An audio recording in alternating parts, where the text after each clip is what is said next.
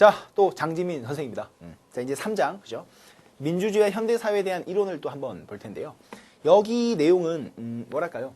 중요한 게 이제 한 두 가지가 있습니다. 일단 또 목차 잠깐 볼게요, 목차.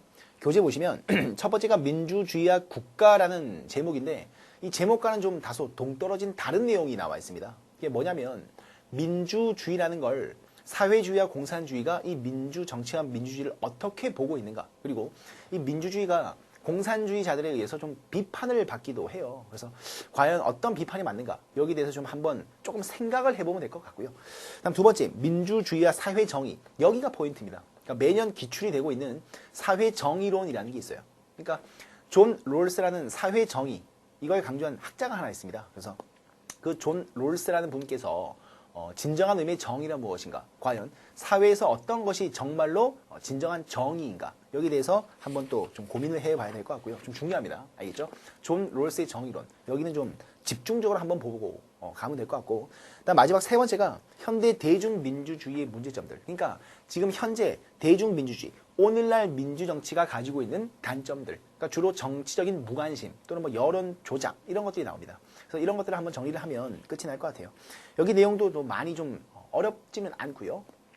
뭐랄까 좀 쓸데없는 내용들이 좀 많이 있습니다. 그래서 좀 지엽적인 내용들이 좀 많다 보니까 여기는 좀 꼼꼼하게 교재를 읽어보시면 뭐 크게 많이 스트레스를 받는 건 없을 것 같아요. 알겠죠? 갑니다. 자, 첫 번째요. 민주주의와 국가. 1번이 민주주의를 해석하는 두 관점인데 이거 뭐 별로 가르쳐 드릴 건 없고요. 민주주의를 어떤 식으로 볼 것인가 라는 겁니다. 주로 세 가지가 있는데 우리 책에는 두 가지만 나와 있네요. 자, 제목만 한번 보겠습니다. 첫 번째. 자, 인민의 지배가 이루어지고 있는 통치 형태를 보는 관점. 그러니까 제목이 기니까 제가 줄여드릴게요. 뭐냐면 민주주의를 바라보는 그 관점 중에서 첫 번째 나와 있는 그 관점은 데모스크라티아를 얘기하는 겁니다. 우리가 저번 시간에 배웠지 않습니까? 그죠? 다수의 민중이 실질적으로 국가의 통치 주체가 되는, 그죠? 바로 뭐예요? 협의의 민주주의라고 우리가 배운 바 있고요. 좁은 의미의 민주주의였었죠. 맞죠? 또는 정치 형태로서의 민주주의다. 이런 표현이 있었습니다. 그래서 좁은 의미의 민주주의 또는 정치 형태로서의 민주주의인 다수가 지배하고 민중이 통치하는 바로 언제? 고대 그리스 아테네에서 처음 시작된, 그죠? 고대 그리스 민주주의가 바로 그걸 얘기하는 거예요. 인민의 지배, 민중의 지배, 다수의 통치. 오케이죠? 다음 두 번째는 뭡니까? 2번은요. 정부 형태로서만 해석하는 관점. 이것도 뭐 거의 같은 의미긴 한데요. 그건 근대 민주주의를 얘기하는 겁니다. 근대 민주주의요.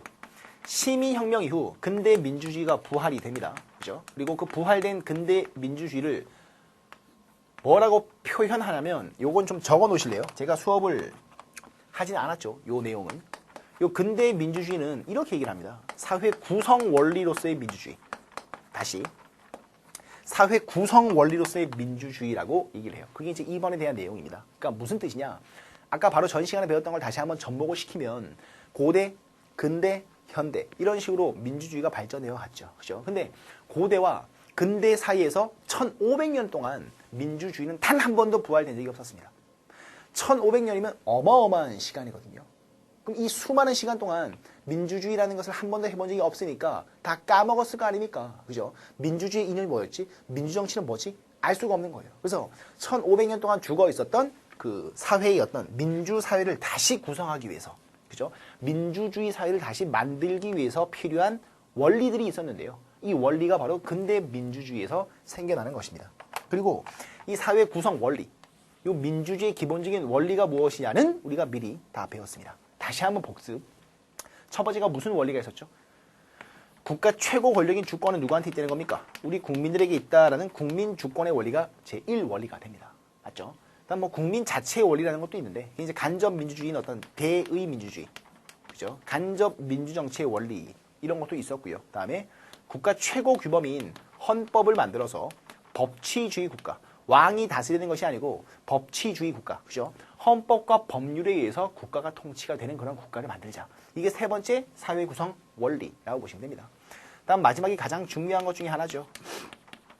국가 권력은 집중되면 반드시 독재, 그리고 국민의 자유와 권리가 침해될 것은 불보듯 뻔하다. 그렇기 때문에 국가 권력은 반드시 나누자. 권력 분립의 원리, 그죠? 요 네 가지가 요 근대 민주주의 사회를 다시 구성했던 사회 구성 원리로서의 민주주의. 이렇게 이제 검토를 하시면 되겠습니다. 알아먹겠죠? 그 내용들을 쭉 써놓은 거예요. 이렇게 정리를 하시고요. 다음 두 번째는 뭡니까? 민주주의와 국가에 대한 공산주의적 이해. 이게 조금 좀 전문적인 내용인데 일단은 우리 교재에 있으니까 얘기를 하겠습니다. 자, 두 번째 주제는 공산주의적 국가관이에요. 제목을 바꿔드리면요. 그러니까 사회주의, 공산주의는 거의 같은 의미입니다. 알겠죠? 그러니까 공산주의에서 바라보는 국가란 도대체 무엇인가? 공산주의적 국가관, 뭐 사회주의적 국가관 또는 마르크스가 바라본 국가관 뭐 이렇게 보셔도 되는데 여기 이론이 조금은 어려워요. 자, 설명을 해드릴게요. 일단 책 볼까요? 첫 번째, 인류의 역사를 경제적인 구성체의 발전에 따라 가지고 이렇게 5개의 발전 단계로 본다. 내용 보이죠? 이거 처음 들어보시죠? 그죠? 이걸 뭐라 부르냐면 역사 발전 5단계설이라고 얘기를 합니다. 자, 좀 써놓으세요. 그 첫 번째 내용이 바로 역사 발전 5단계설이라는 학설입니다. 그러니까 이론인데요. 누가 만들었느냐? 마르크스가 만든 이론입니다. 한번 설명을 해볼까? 우리 인류 사회는요. 5단계를 통해서 지금 현재 살아가고 있다라고 마르크스가 바라본 겁니다. 그러니까 우리나라 사람들은 이렇게 생각을 안 해요. 근데 독일의 마르크스는 이렇게 우리 인류의 역사를 바라본 겁니다. 그 5단계가 뭐냐? 첫 번째 제1단계를 이렇게 봤습니다. 원시 공산사회. 그러니까 아주 먼 옛날이죠. 고대 이전 사회. 그러니까 국사식으로 말씀드리면 구석기 시대쯤 되겠네요. 계급도 없고요. 사유재산도 없고요. 전부 다 공동으로 주먹도끼 하나 들고 가서 멧돼지 푹푹 쑤시고 같이 사냥을 해서 먹고 나누어 먹고 살았던 그런 원시적인 공산사회의 모습. 요걸 인류 역사의 제1단계라고 본 겁니다. 누가? 마르크스가. 맞죠? 자, 근데 사회가 조금씩 발전하다 보니까 이 원시 공산사회보다 한 단계 업그레이드가 된 두 번째 단계의 인류 역사가 생긴대요. 그걸 고대 노예제 사회라고 봤습니다. 이게 제2단계입니다. 그러니까 뭐 역사적인 구분으로는 고대라고 보시면 되고요. 노예제 사회니까 오호 드디어 뭐가 생긴 겁니까? 신분 제도가 생긴 겁니다. 계급이라는 것이 생긴 거죠. 그죠? 그래서 이 고대 노예제 사회가 제2단계 사회라고 보시면 되고요. 다음 3단계는요. 봉건제라고만 나와 있는데 조금 시기적인 구분을 같이 쓴다면 중세 봉건제. 고대 다음은 당연히 중세가 될 테니까. 그죠? 중세 봉건제 사회가 생깁니다. 이 중세 봉건제도 역시나 신분제도, 계급은 있습니다. 노예보다는 조금은 좋지만 자유시민보다는 조금 안 좋았던 농노라는 계급이 요 중세 때 이제 생겨나게 돼요. 알겠죠? 그래서 중세 봉건제가 제3단계. 다음 4단계는 뭡니까? 근대 자본주의가 나와 있네요. 그죠? 그러니까 시민혁명과 산업혁명이라는 사건을 계기로 해서 근대 자본주의 사회가 수립이 되죠. 그리고 마르크스가 살던 시기가 바로 이 근대 자본주의 사회가 됐었죠. 맞죠? 이 근대 자본주의 사회도 계급 어떤 뭐 신분 제도는 없지만 그래도 노예와 농노처럼 되게 가난하고 힘들게 살던 사람들은 역시나 있었다라고 마르크스는 봤습니다. 누굽니까? 그렇죠. 공장 노동자들이 되는 겁니다. 노동자들이 일방적으로 사장님들에 의해서 착취당하고, 그죠? 갈굼당하고 억압당했던 그러한 구조를 보여주는 게 근대 자본주의라고 봤었어요. 그리고 마르크스는요. 1, 2, 3, 4단계 중에서 어떤 단계가 가장 안 좋은 단계냐 고민 없이 이렇게 바로 얘기합니다. 근대 자본주의가 가장 썩은 단계다. 이렇게 얘기를 했습니다. 맞죠? 그래서 이 근대 자본주의는 도저히 해결 방법이 없기 때문에 노동자들이 혁명을 통해서, 그죠? 그 공산주의 혁명이라는 것을 통해서 다소 과격하지만 혁명이라는 방법을 통해서 뭘? 마르크스가 꿈꿨던 최고의 이상사회인 바로 공산사회로 인류 역사는 반드시 넘어갈 것이다. 이렇게 결론을 내린 겁니다. 이게 공산주의에서 바라본 국가예요. 이해되겠죠? 그리고 공산주의에서 바라보는 국가 중에서 가장 빌어먹을 국가는 뭐가 되겠습니까? 가장 안 좋은 국가는 바로 자본주의의 형태를 띠고 있는 국가다라고 바라보는 게 공산주의에서 바라보는 국가예요. 이해돼? 왜 자본주의가 가장 안 좋은 국가라고 공산주의는 바라볼까요?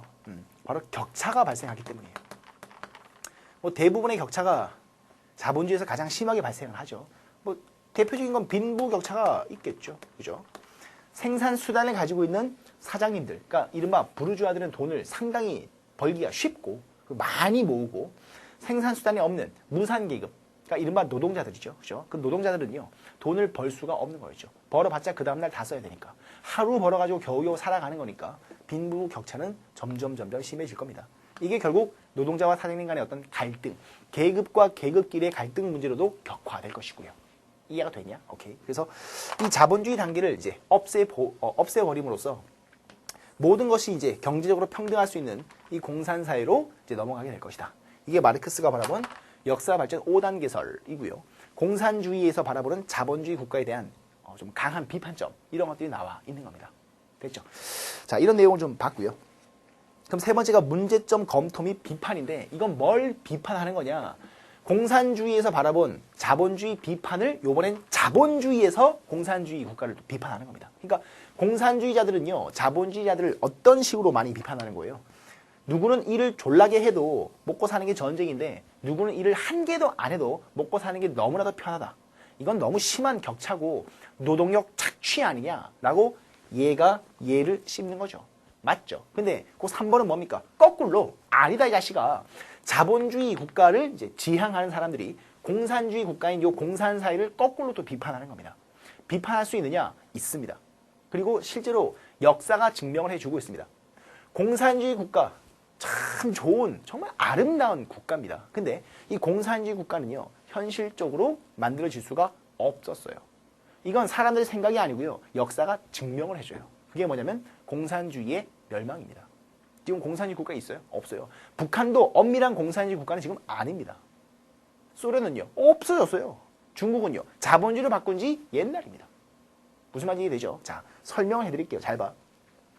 공산주의가 자본주의 비판할 때 격차가 너무 많이 벌어지지 않느냐, 노동력을 일방적으로 착취하는 거 아니냐, 이런 비판이 있지만 자본주의는 공산주의를 어떻게 비판하느냐, 이렇게 비판하는 거예요. 이렇게 비판을 한다면 그 비판 논거로 가장 많이 나오는 게 바로 효율성에 저하입니다. 그리고 두 번째는요, 자유가 없다라는 거예요. 상당히 중요한 겁니다. 자, 일단 효율성이 많이 떨어진다. 뭐 엄밀한 얘기로 보면 경제적인 자유가 없다. 이게 효율성이 많이 떨어진다. 거의 같은 의미긴 한데요. 생각을 한번 해보죠. 왜 공산주의는요 효율성이 떨어지게요? 똑같이 일하고 똑같이 나누어 봤기 때문이에요. 근데 똑같이 일을 안 해도 똑같이 나누어 봤습니다. 가장 쉬운 예를 들어드리면 뭐랄까요? 감시자가 무서워서 억지로 대충 10시간 일하는 놈하고 정말로 감시자가 보든 말든 내 능력껏 10시간 일하는 놈 같아요 달라요? 분명히 다릅니다. 맞죠? 아니면 감시자가 보든 말든 나는 배째를 1시간만 일하고 그냥 자빠 자고 열심히 일한 10시간 동안 정말 근면하게 일을 한 노동자 같아 달라? 다르죠. 근데 공산주의에서는요 가장 싫어하는 게 뭡니까? 격차입니다. 맞죠? 그래서 1시간 일한 놈이든 10시간 일한 놈이든 똑같이 줘요. 둘 다 빵을 1개씩 줍니다. 아니면 둘 다 빵을 10개씩 줘야 돼요. 이게 시간이 점점점 흐르면 누가 짜증날까요? 열심히 일을 하는 10시간짜리 노동자가 열받기 시작합니다. 아니 내가 왜 10시간씩 일하고 빵을 1개 처먹어야 되지? 저 새끼는 1시간만 일해도 빵 1개 주는데 이런 생각 들어 안 들어? 무조건 들게 돼 있죠. 그러면 10시간씩 일을 하는 걔는요 이제 10시간 일을 안 합니다. 똑같이 1시간만 일해요. 그럼 원래 1시간 일하면요 어쭈 이 새끼도 1시간밖에 안 하네? 그럼 나는 10분만 일해야지. 이렇게 되는 거예요. 무슨 말인지 알아먹겠죠? 뭐가 안 생기는 거야? 유인 동기가 안 생기는 겁니다. 물질적인 유인책이었기 때문에 그러니까 내가 뭔가 좀 더 하면 더 주겠지라는 기대가 없어요. 다 똑같으니까. 이해되지? 그러면 일을 다 안 해. 그래도 빵은 주니까. 이해돼? 효율성은 미친 듯이 떨어지는 겁니다. 그러니까 생활 수준의 하향 평준화라고 얘기를 하는데요. 쉽게 말하면 뭐야? 전부 다 거지가 되는 거예요. 일을 아무도 안 하니까요. 이해되시죠? 하나 더 보여드릴까요? 이게 자유의 결핍과 거의 같은 의미인데요. 여기다가 한번 그려볼게요. 이게 실제 사례입니다. 우리 친구들 옛날 이제 소비에트 연방, 그러니까 소련이라는 그 큰 연합 국가가 있었을 때 기억나시죠? 그때 소련을 해체시키신 대머리 대빵님이 계십니다. 이른바가 아니죠. 사람 이름이 고르바초프 들어봤나?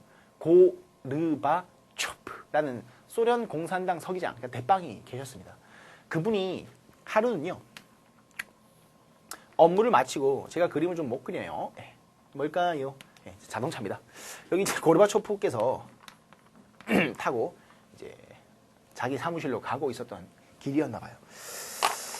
여기에 집단 농장에서 그러니까 공산주의는 원칙적으로 사유 재산이 없으니까 전부 다 같이 공동으로 집단 농장에 가서 같이 노동을 하고 거기서 뭔가 수확물이 생기면 그걸 이제 정부가 운영하는 중앙 창고로 다 이제 옮겼답니다. 이게 감자 트럭이었대요.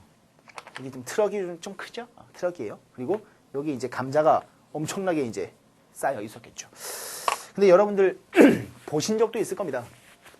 트럭 같은 큰 차가 커브를 갑자기 급 커브를 하면요, 차가 쏠려서 이게 어떻게 돼요? 다 떨어집니다. 맞죠? 그 여러분들 주류차 아시죠? 그 음료수랑 술 같은 거 이제 박스로 올려가지고 가는 차, 그런 차들이 커브 돌다가 와장창 깨져가지고 도로가 전부 다 유리밭이 된 걸 한 번이라도 본 적이 있을걸요? 저는 많이 봤는데, 예, 그런 경우로 생각하시면 돼요. 이 차가 커브를 확 돌다가 이런 감자가 엄청나게 많이 길거리에 쏟아진 거예요. 맞죠?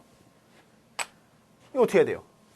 이 앞에 있는 트럭 운전수 당연히 사람이라면 가서 주워야죠. 맞죠? 근데 얘가 차에서 내렸대요. 그리고 한참을 생각하더래요. 이거 어떡하지? 막 생각을 하고 있었던 겁니다. 근데요, 공산주의 국가는요, 만약에 예를 들어서 이 사람이 이 감자를 뭐 오후 1시까지 배달을 해야 되면 정확하게 시간을 지켜야 돼요. 늦으면 혼나니까요. 그죠? 근데 지금 시간이 얼마 안 남은 거예요. 이걸 다 주워가지고 가면 늦어가지고 혼나고 깨질 게 뻔한 거예요. 그래서 고민을 하다가 그냥 늦어가지고 혼났느니 그냥 오늘은 수확물이 이거밖에 안 되네요 하고 갖다 주면 그만이니까. 그죠? 그래서 이걸 버리고 그냥 트럭 타고 가더랍니다. 이걸 소련의 전체 지도자인 고르바초프가 뒤에서 봤어요. 그리고 뭐 진짜 머리에 큰 거 하나 맞은 기분이 들었겠죠. 하는 겁니다. 공산주의는 이래서 안 되는 거구나. 우리가 미국한테 밀리는 이유가 바로 요거구나. 이때 느꼈답니다. 만약에 여기가 소련이 아니고 미국 또는 이 감자가 이 사람 거였고 이 사람이 지금 시장 가가지고 이 감자를 팔러 간다면 내려서 주술까 안 주술까? 미친놈처럼 주술 겁니다. 어디 떨어진 거 더 없나? 찾을 거예요. 왜? 내 거니까. 내가 농사 지어가지고 내가 피땀 흘려 얻은 감자니까. 주소 안 주소? 엄청나게 죽겠지. 이해돼? 근데 지금 공산주의 국가에서는 이거 누구 거야? 누구 것도 아니야. 국가 거예요. 그러니까 얘는요, 이거를 다 주워가지고 갖다 주든 그냥 갖다 주든 얘는요, 좋을 것도 없고 나쁠 것도 없는 겁니다. 제 말 이해가 되겠죠? 이게 고르바초프가 이걸 보고 느낀 거예요. 이게 공산주의의 한계점이구나. 효율성이 없는 것도 문제지만 주인 의식도 없는 거예요. 이게 내 거고 우리 전체 노동자들이 먹을 감자인데 이거 내가 흘리고 가면 돼? 안 되지. 이런 생각조차 안 하는 겁니다. 이해가 되시죠? 이게 바로 공산주의의 한계점인 거예요. 알아먹겠냐? 그래서 자유가 없다. 경제적인 효율성이 너무 심하게 떨어진다. 너네들은 전부 다 거지다. 너네들은 자멸할 것이다. 라고 자본주의가 공산주의 쪽 국가를 비판하는 겁니다. 알아먹겠죠? 그리고 누구 말이 맞았던 거예요? 자본주의 국가가 말이 맞았던 겁니다. 그래서 고르바초프는요, 이 감자 트럭 사건을 계기로 소련을 해체시켜버립니다. 아예. 그리고 자본주의와 민주주의 그런 어떤 정치와 경제 시스템을 적극적으로 받아들이세요. 그래서 지금의 러시아가 생긴 겁니다. 이해가 되겠죠? 중국도 마찬가지입니다. 북한만 아니네요. 근데 북한도 정치적으로 좀 아직도 완벽한 독재긴 하지만, 그죠? 경제적으로 봤을 때는요, 자본주의적인 요소가 쏠쏠이 많이 들어갔어요. 남북 경제협력 사업도 많이 하고 있고, 두만강 경제개발계획지구 그런 것들이 많이 생기고 있습니다. 그래서 북한도 지금 자본주의적인 요소는요, 많이 들어와 있어요. 알겠죠? 자, 내용이 조금은 좀 약간 좀 수준이 높죠. 근데 충분히 이해는 할 수가 있을 겁니다. 알겠죠? 됐어요. 자, 다음 뭡니까? 민주주의와 사회 정의인데 여기는 롤스의 정의론을 중점적으로 개념을 한번 소개를 시켜드릴게요. 그러니까 사회 정의. 진정한 의미에서의 정의란 그 사회에서 추구해야 될 정의란 과연 무엇인가? 이게 이제 사회 정의론이라는 건데 정의에 대해서 많은 나름대로의 정의를 내린 학자들이 꽤 있습니다. 일단 우리 교재를 잠깐 다시 보면 거기 보시면 자유주의와 평등주의의 분배의 정의가 있는데요. 요거는 제가 지금 공산주의 국가관과 자본주의 국가관을 설명할 때 한 번씩 다 가르쳐 드린 겁니다. 그러니까 다시 한번 요약만 하면 자본주의 국가에서는요. 뭐가 분배의 정의입니까? 일한 만큼 가지고 가는 거예요. 쉽게 요약을 해드리면 10시간 일한 놈은 빵 10개, 1시간 일한 놈은 빵 1개, 공부를 코피 터져라 한 놈은 서울대, 공부 안 한 놈은 재수. 자기가 한 만큼 자신의 능력과 자신의 노력을 기울인 만큼 가지고 가는 것이 바로 자본주의에서의 평등입니다. 그리고 그게 진정한 정의로운 분배가 되는 거죠. 맞죠? 10시간 일하는 놈은 빵 10개를 먹으니까 많고 1시간 일하는 놈은 빵 1개밖에 없으니까 적고 이걸 빈부격차 그거 문제야 라고 얘기하는 사람 한 명도 없습니다. 왜요? 걔가 더 했으니까 더 가져가는 건 당연한 거거든요. 이게 자본주의에서 이게 자유주의에서의 정의로운 분배의 관점이죠. 맞죠? 여러분들 동의하십니까? 당연히 동의할 수밖에 없을걸요. 그죠? 근데 평등주의, 그게 이제 공산주의예요. 쉽게 말하면요. 그 평등을 최고의 가치로 추구하는 공산주의에서는요. 일한 만큼이 아니죠. 어떻게 해요? 무조건 똑같습니다.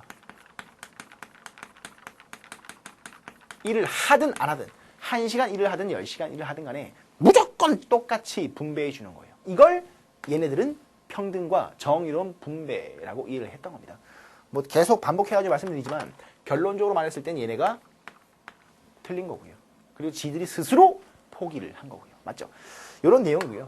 그럼 이제 본론으로 들어가면 사회 정의에 대해서 기똥찬 개념 설명을 해주신 존 롤스의 사회 정의론이 뭔지에 대해서 한번 살펴볼게요. 이게 좀 내용이 상당히 철학적이고 좀 어렵습니다. 그래서 제 방식대로 요약을 해가지고 간단하게 이해를 시켜드릴게요. 보세요. 일단 롤스라는 분께서 생각한 정의는 무엇인가? 이렇게 이해하시면 돼요. 약자들을 우선적으로 배려하고 보호해주겠다. 다시 한번. 존 롤스라는 사회 정의론. 이 사람이 주장한 그 정의에 대한 관점은요. 약자. 그러니까 여기서 말하는 약자는요. 노인, 무슨 허약한 체질이 아니고 사회적 또는 경제적인 약자를 얘기하는 겁니다. 돈 없는 사람. 또는 사회적인 약자는 뭐 여성, 그죠? 노동자, 뭐 근로자, 빈민들, 그죠? 그런 사회 경제적인 약자들을 좀 더 우선적으로 좀 더 잘 봐주고 배려해주고 보호해주는 것이 이게 진정한 정의 아닌가? 그러니까 현대 복지국가와 추구하는 입장이 같죠, 맞죠? 실제로 같습니다. 자, 근데 이 롤스의 정의론이 어떻게 나오는 것인가? 그 이론적인 어떤 과정을 좀 가르쳐 드릴게요. 이게 시험에 좀 많이 나오더라고요. 일단 롤스의 정의론의 첫 번째 조건은요. 무지의 베일이라는 게 있습니다. The Veil of Ignorance예요. 무지의 베일. 그러니까 무지, ignorance, 모른다, 아는 바가 없다 라는 뜻이고요. 이 베일이라는 건 그 베일이요, 베일. 그 뭐죠? 그 뭡니까? 아, 네. 웨딩드레스. 딴따단 할 때 신부 얼굴 가리는 그 베일 있지 않습니까? 커튼 같은 커튼. 얼굴 가리는 커튼. 그걸 이제 베일이라고 얘기를 해요. 그래서 베일을 씌워서 모르게 만든다라는 의미를 가지고 있는 게 무지의 베일입니다. 알겠죠? 자, 그러면 왜 무지의 베일이라는 걸 씌워야 되느냐? 이게 핵심입니다. 예를 한번 들어볼까요? 여기 5명의 사람이 지금 모여 있습니다. 어떤 정의로운 원칙을 만들려고 합니다. 근데요, 이 5명이 눈을 시퍼렇게 뜨고 있고 서로가 서로를 다 볼 수 있는 상황이라고 한번 가정을 해볼게요. 좀 얘가 어려운데 한번 이해를 해봐. 5명이 지금 전부 다 뭐 가린 거 없이 다 보고 있습니다. 5명이 서로 보고 있는 거예요. 근데 누가 봐도 옷 비싼 거 입고 있어요. 가방 졸라 비싼 거예요. 구두 막 광 나요. 난리 났어요. 차가 타고 온 차가 뭐 2억 5천짜리 무슨 B로 시작하는 외제차 타고 온 거예요. 누가 봐도 부자죠. 맞죠? 이분도 뭐 나름 잘 사는 것 같아요. 이분도 조금 사는 것 같아요. 근데 이분은 상당히 가난하고 이분은 빤스만 입고 왔다라고 칠게요. 그러면 이렇게 만약에 보고 있다면 누가 가장 약자고 누가 가장 가난하죠? 이분이 가장 가난합니다. 그죠? 근데 요 3명은요. 비슷비슷한 부자니까 내가 좀 더 잘 사는가? 내가 좀 더 못 사는가를 알 수가 없습니다. 그죠? 근데 대충 봐도 내가 좀 더 잘 사는 것 같으니까 어때요? 약자를 위한 정책을 만들려고 할까요? 자기 자신을 위한 정책을 만들려고 할까요? 그럼요. 이때는 자기 자신을 위한, 나한테만 유리한 정책을 만들려고 하는 겁니다. 왜? 내가 좀 더 잘 사니까요. 그죠? 근데 요번에 얘기를 바꿔서 이 5명이 지금 모이긴 모였는데 전부 다 안대를 쓰고 있는 겁니다. 안대를. 서로에 대한 목소리만 들리는 거예요. 안대를 쓰고 내가 지금 잘 사는지, 내가 얘보다 좀 더 잘 사는지 못 사는지를 못 보는 겁니다. 서로가 서로를 볼 수 없는 베일을 씌워놓는 거예요. 이러면 사람들이 정말 간사한 게 뭔지 아십니까? 내가 제일 부자겠지? 라고 생각 안 합니다. 이해되죠? 내가 만약에 베일을 쓰고 아무것도 못 본다면, 그리고 4명의 목소리만 듣고 있다면 새끼들이 나보다 잘 사는 것 같아요. 뭔가 정책을 만드는데 이 정책이 누구한테 유리한 쪽으로 만들려고 할까요? 역시나 나한테 유리한 쪽으로 만들려고 하는 거예요. 근데 내가 만약에 가장 잘 산다면 그런 정책이 없어도 나한테는 상관이 없죠. 근데 내가 가장 못 산다면, 내가 가장 불리한 위치에 놓여 있다면 그때는 나를 위해서, 내가 가장 거지니까, 그죠? 나를 위한 정책이 되게끔 만들려고 노력할 것이다 라는 결론이 생긴다는 겁니다. 즉 요약을 해드리면, 이 무지의 베일을 써버리면 아무도 내가 어떤 위치에 있는지를 모르는 거예요. 내가 부자인지 아니면 내가 정말로 거지인지 빈곤층인지를 알 수가 없는 거죠. 맞죠? 그러면 이기적인 인간들은요, 내가 만약에 가장 거지라면, 가장 가난한 사람이 만약에 나라면 그때는 나한테 유리한 쪽으로 정책을 만들어야겠구나 라는 결론에 동의하게 된다는 겁니다. 그래서 이 무지의 베일을 씌우게 되면 그때는 누구를 위한 정책이 자동적으로 나오는 거예요. 그럼요, 가장 가난한 사람, 그죠? 그러니까 최소 수혜자, 이런 표현을 씁니다. 존 롤스는요. 그러니까 최소로 혜택을 받는 자, 그러니까 빈곤층이에요. 이 최소의 혜택을 받는 이 최소 수혜자들에게 어떤 이익이 돌아갈 수 있도록, 최대 이익이 돌아갈 수 있도록, 가장 가난하고 가장 약한 자에게 가장 많은 국가적인 이익이 돌아갈 수 있도록 그런 정책을 만들기 위해서 꼭 필요한 전제 조건이 바로 이 무지의 베일, 사람들의 눈을 가리고 내가 부자인지 거진지를 모르게 만들어라 라는 기똥찬 아이디어를 내신 겁니다. 이해되죠? 그러면 이기적인 인간들은 내가 가장 가난할 수도 있겠구나, 내가 만약에 가장 거지라면 나한테 불리한 거 아니야? 내가 만약에 제일 가난한 사람이 있을 수가, 내가 가장 가난한 사람이 될 수가 있으니까 가장 가난한 사람한테 가장 좀 유리한 것들을 만들어주는 게 결국엔 나한테도 뭐 좋은 게 될 수가 있겠구나, 이런 생각을 했던 겁니다. 알아먹겠죠? 그래서 이 롤스의 사회 정의론의 포인트는 바로 이겁니다. 사회적인 약자를 좀 더 우선적으로 배려하고 보호해주는 원칙은 이런 형태를 통해서 만들어지게 된다, 이거죠. 맞죠? 그래서 이 롤스의 정의론이 바로 현대복지국가의 추구하는 바와 거리가 아주 멀지는 않다, 거의 같다라고 보셔도 무방합니다. 이해되겠죠? 그래서 롤스의 사회 정의론 하나만 기억하시면 돼요. 무지의 베일을 씌운 다음에 사람들의 위치를 확인하게 못하게 만들고 최소 수혜자인 가장 불리한 위치에 있는 자한테 가장 많은 이익이 돌아갈 수 있도록 정책을 만들어야 된다. 이게 현대 복지 정책의 어떤 시초라고 보셔도 괜찮습니다. 이해되겠죠? 오케이, 됐습니다. 자, 다음 마지막이요. 이제 현대 대중민주주의의 문제점들인데, 그러니까 오늘날 현대 민주정치가 가지고 있는 어떤 한계점과 우리가 반드시 해결해야 될 어떤 민주주의적인 과제라고 보시면 되겠어요. 대부분이 상식적인 내용입니다. 쭉쭉 한번 보고 마무리를 하죠. 갑니다. 자, 첫 번째가 관객 민주주의화인데요. 그러니까 제목을 달아보죠. 현대 민주주의 과제. 그러니까 한계점이라고 보셔도 되고요. 반드시 우리가 극복해야 될 과제라고 보시면 되겠습니다. 첫 번째는 관객 민주주의화. 무슨 말일까요? 관객이라는 건 뭐예요? 영화관의 관람객이라는 뜻입니다. 원래 민주주의의 적극적인 주인공, 주연 배우는 누굽니까? 우리입니다. 맞죠? 근데 거의 대부분 간접 민주주의화 되어 가다 보니까 어때요? 전부 다 정치의 어떤 객체로 전락하고 있죠. 그죠? 정치는 입법부에 있는 국회의원들과 행정부의 고위 관료들이 하는 것이고, 우리 국민들은 그냥 걔네가 시키는 대로 따라가는 뭐 조연 엑스트라지, 우리는 관객에 불과하지 라고 생각하는 겁니다. 이해되겠죠? 그러니까 이건 주권의 어떤 실현 또는 자치 사상, 이런 것들이 많이 뒤바뀌는 별로 안 좋은 현상을 얘기하는 겁니다.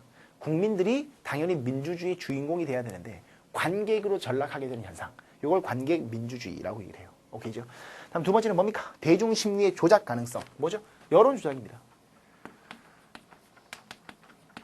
여론이라는 건 뭐 아실 거고요. 그죠? 여론이라는 건 뭐 다수 국민들의 공통된 의견, 뭐 민심이라고도 볼 수 있죠. 그런 여론을 충분히 조작할 수도 있다라는 겁니다. 요즘에는 주로 뭐를 통해서 이런 여론 조작이 이루어집니까? 인터넷 미디어, 그죠? 그 온라인 통신 매체들을 통해서 여론 조작이 정말 비일비재하게 생겨나게 되죠. 그죠? 뭐가 대세다. 뭐 4대강 살리기 사업에 대해서 찬성하는 국민들이 뭐 80%다. 이런 말도 안 되는 신문 기사 같은 것들을 계속 쏟아냅니다. 그럼 진짜 무지몽매한 백성들은요, 우리 국민들은요, 80%나 됐었어? 이거 4대강 살리기 사업 해야 되는구나. 이렇게 생각이 된다는 겁니다. 이건 정말 무서운 사이버 여론 조작이 아닐 수가 없습니다. 이해가 되겠죠? 네. 시대가 어떨 때인데, 참. 다음 세 번째. 의회주의에 대한 회의. 이건 뭐냐면, 아까 제가 얘기 드렸던 국민 의사의 왜곡입니다. 대표라고 선거를 통해 가지고 뽑아놨는데, 우리 전체 유권자들의 의견을 잘 대변해 줄 거라고 믿었고, 그리고 기대했는데, 그죠? 이 의회주의에 대한 회의감이 드는 겁니다. 즉, 전체 국민의 의사가 마구마구 왜곡되고, 몇몇 정치인들이 대한민국을 통째로 좌지우지하는 꼬라지를 보고 있으면 정말로 민주주의에 대해서 회의감이 들죠. 그죠? 그런 내용입니다. 다음 네 번째는 뭔지요? 관료제적 민주주의화. 이것도 뭐 다름 아닌 어떤 독재. 그죠? 그러니까 과두제라고 얘기를 하는 건데요. 원래 민주주의라는 건 다수의 국민들이 전부 다 적극적으로 참여를 해야 되고, 그리고 국민들의 의견에 전부 다 귀를 기울여 줘야 되는 겁니다. 근데 그 민주주의가 점점점 과두제화되어 가는 거예요. 이 과두제라는 건 무슨 뜻이냐면 피라미드형 조직이라는 뜻입니다. 그러니까 이렇게 사회가 변해가는 거예요. 무슨 의미냐면 이게 관료제적이라는 지금 표현이 있죠. 관료제적. 이 관료제가 요 피라미드형을 얘기하는 겁니다. 무슨 뜻이냐면요. 위로 올라갈수록 사람의 수는 어때요? 적어지죠. 근데 높은 지위에 올라갈수록 권한 많아집니다. 지위 높죠. 그죠? 역할도 상당히 다양하고요. 힘이 세죠. 근데 수많은 시민들, 요 밑에 있는 다수의 국민들은요. 숫자만 많지 권한 별로 없습니다. 그죠? 뭐 그만큼 책임도 많이 안 지지만 뭔가 결정하거나 뭔가 참여할 수 있는 그런 힘이 별로 없어요. 그죠? 그래서 소수의 상위권에 있는 사람들이 소수의 몇몇 권력자들과 상위층에 있는 사람들이 일방적으로 국민들에 대해서 뭐 하는 겁니까? 명령을 내리는 꼴입니다. 그럼 국민들은요. 거기에 대해서 그냥 일방적으로 복종을 하게 되는 그런 과두제화되는 안 좋은 점이 있죠. 그러니까 이건 우리 남자 회원분들께서는 군대 조직을 같이 좀 붙여서 이해를 하시면 되겠네요. 그죠? 명령에 살고 명령에 죽는 그런 군대와 같이 이 민주사회가 바뀌어가게 된다는 겁니다. 그러니까 몇몇 정치인들이 뭐라 떠들면 국민 여러분들 닥치시고요. 그냥 제가 떠드는 대로 따라오세요. 이게 지금 사회가 점점점 과두제화, 관료제적 민주주의 사회로 바뀌어가게 된다라는 거죠.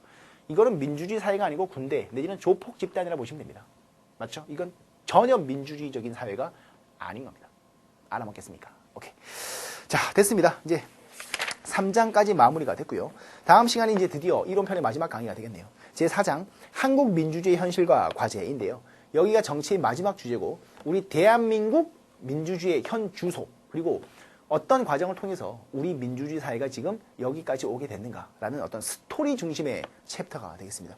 여기가 마지막 주제고 여기도 뭐 그렇게 시간이 많이 걸리지는 않을 것 같네요. 자, 3장까지 이제 마무리했고요. 마지막 한 챕터 다음 시간에 총 마무리를 하고요. 그리고 문제 풀이를 통해서 완강을 이제 시키겠습니다. 알겠죠?